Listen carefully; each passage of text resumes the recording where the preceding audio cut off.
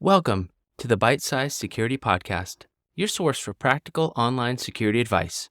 Join me, my guests, and sometimes my trained AI voice as I explore ways to protect your digital footprint against the growing cyber threats. From mastering better passwords to understanding encryption and VPNs, the Bite Size Security Podcast breaks complex topics into clear guidance. It's time to take control of your online presence. You're listening to the Bite Size Security Podcast, unlocking solutions for your digital life. Let's get to it. You know the fake phishing test at work, the one that lands in your inbox? You click on it on a bad day and a landing page pops up that says, "Gotcha." It's a little embarrassing. You close the tab and you move on. Well, now picture that gotcha showing up in your performance review. Picture it after enough time showing up in the conversation about whether you still have a job. Well, at Binance, the biggest crypto exchange on the planet, that's the actual policy. And it runs straight into the one thing the entire security awareness industry keeps repeating: stop blaming the human. So who's right? Well, that's the story for today. This is Bite Size Security, the show where we take one security or privacy story and cut it down to something you can act on before your coffee goes cold. I'm Marc. I spent 8 years plus doing this work, and I've watched blame first security cultures do real damage. So I've got opinions here, but I want to be fair to both sides because both sides have a point. So let's get into it. So what is Binance actually doing? Well, Binance's internal red team, so that's the ethical hackers whose job it is to think like an attacker, has been running this for 3 to 4 years. So instead of only probing firewalls, they're probing people. And the lures are nasty in a way real attackers are. So per reporting from WEX, the red team poses as recruiters offering jobs or sends invites to free conferences that quietly ask for personal info. These aren't the cartoon Nigerian prince emails. They're the tailored, plausible ones that actually get people. Now, these tests run every month, so there's a regular cadence. That was per crypto.news, and employees who fail have to complete remedial training while the company tracks whether awareness is improving over time. Fail enough, and it stops being a training issue.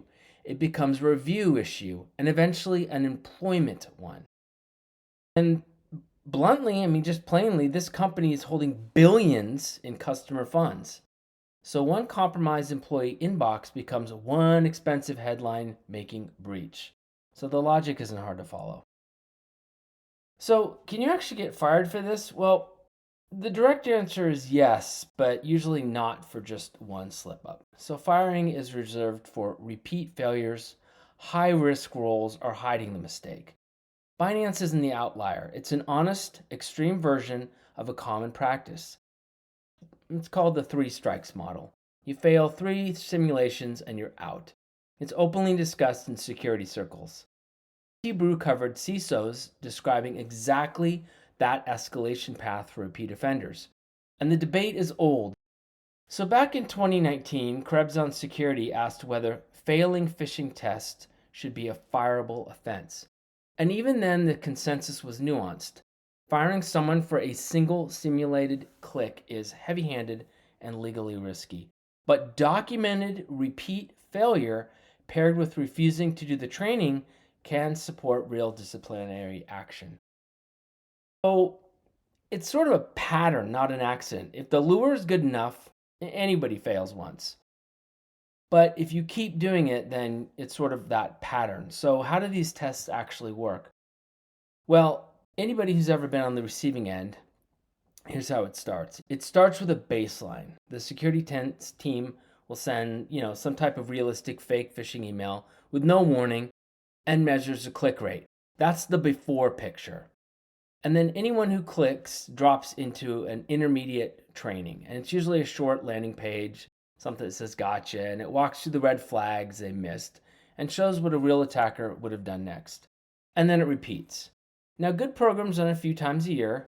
Binance does it monthly. Rotating templates so nobody memorizes last quarter's fake. The engine behind it: KnowBe4, Proofpoint, and Microsoft Defender's attack simulation training. They automate the send, track clicks, and credential entry, and they chart that click rate over time. Now the numbers matter. The Hoxhunt benchmark ladder. So no awareness program, 20 to 35%. That's a fail. Early stage programs, 10 to 20%. Mature programs, 5 to 10%. Highly mature behavioral focused, 2 to 5%. So the goal was never a gotcha scorecard. It's a measurable drop in how many people click where the real thing lands, or at least that's what it's supposed to be. So is the human really the weakest link? Well, side one, for taking side, is stop blaming the human. The dominant view, good reasons.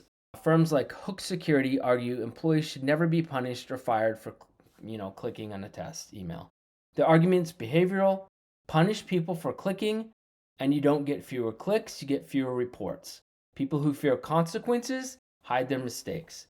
And a hidden compromise is exactly what turns a 5-minute cleanup into a 5-month incident. So blame culture, they argue, and it makes you less secure. Now, side two.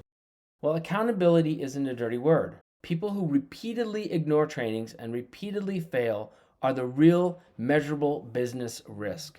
I mean, we hold accountants accountable for the numbers and the pilots accountable for the checklist. So why is clicking malicious link over and over in a role with sensitive access untouchable?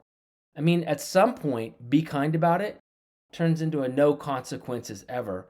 And that's not a security program, it's a suggestion box. So the weakest link framing is lazy when you're blaming the human. But never hold anybody accountable, that's naive. And humans aren't the weakest link. Untrained, unsupported humans are. The failure is usually the program, not the person.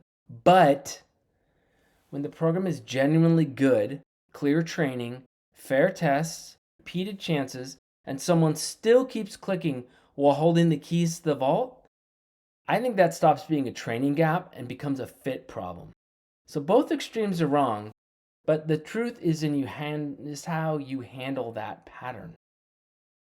So what accountability without blame culture looks like. So here's how you get the Binance's seriousness without the fear. 4 principles. Number 1, train the moment someone clicks. Fast, specific, blame-free feedback. Not a public shaming, not a note to the manager. In that first moment, the only goal is learning. Behavior change comes from repetition and coaching, not humiliation. Number 2, measure the right number. Everyone obsesses over click rates. The metric that actually predicts resilience is report rate. How many people spot the phish and hit report? Reward reporting loudly. A team that reports fast beats a team that never clicks but never speaks up. Number 3, know what good even looks like. So come back to Hoxhunt. If your click rate is still in the 30s, the answer is a better program, not a firing squad. And number 4, reserve consequences for the real pattern. So fair escalation targets the interaction of 3 things: repeated failure and high risk access, and refusing to report or train. Not a one-time slip up by someone who owned it.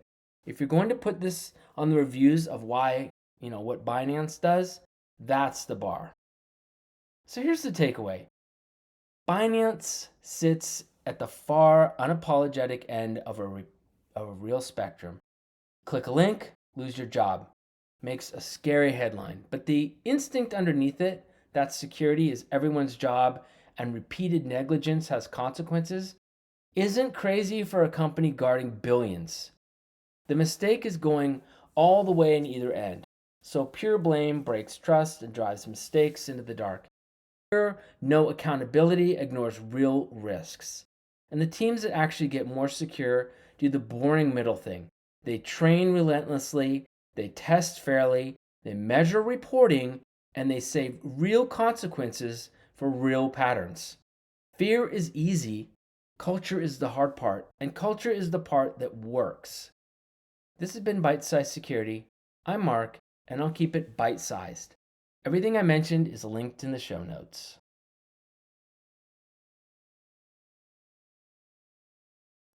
Thanks for listening to another episode of Bite Size Security, the quick-hitting podcast serving bite-sized tips to boost your online safety.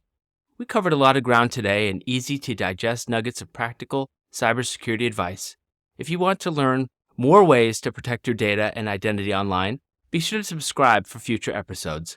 We'll continue breaking down complex security topics into straightforward guidance anyone can apply. Visit our website, bitesizesecurity.show, for recaps and show notes from all of our podcasts. We hope these bite-sized cyber lessons have given you new tools in your digital security toolbox. This is your host signing off until next time. Stay safe in the digital world. You've been listening to Bite Size Security.